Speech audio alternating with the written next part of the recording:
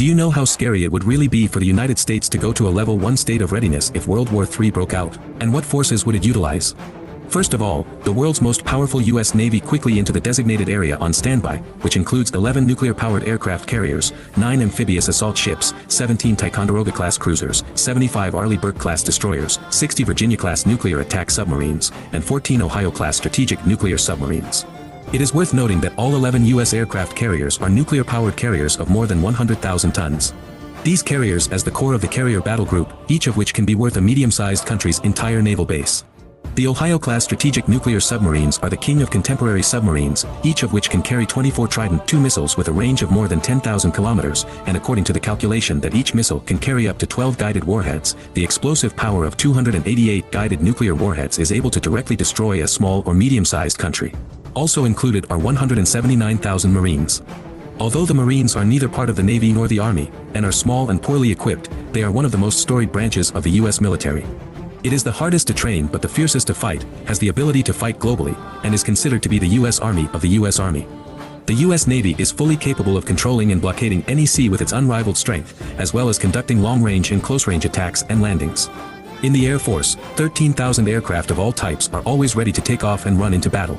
These include 2,000 fighters, 1,000 attack planes, 1,000 transport planes, and a variety of other aircraft. What is more worth mentioning is that these planes of the U.S. Army are not only huge in number, but also top in quality in the world, of which the number of 5th-generation fighters F-22 and F-35 alone is nearly 500.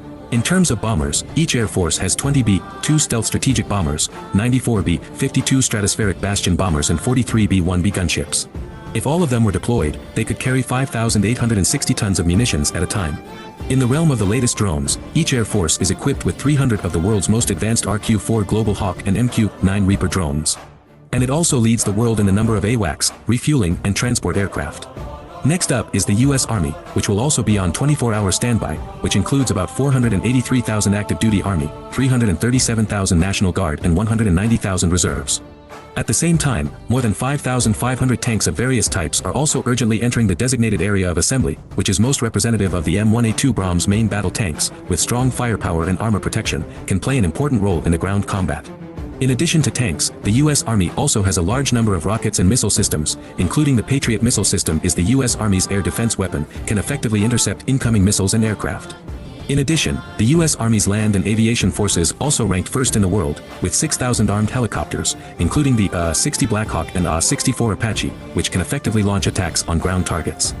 In addition to these three kinds of conventional forces, the United States also has a very mysterious Air Force, the future battlefield, who has a more solid grasp of space, who will have a greater advantage.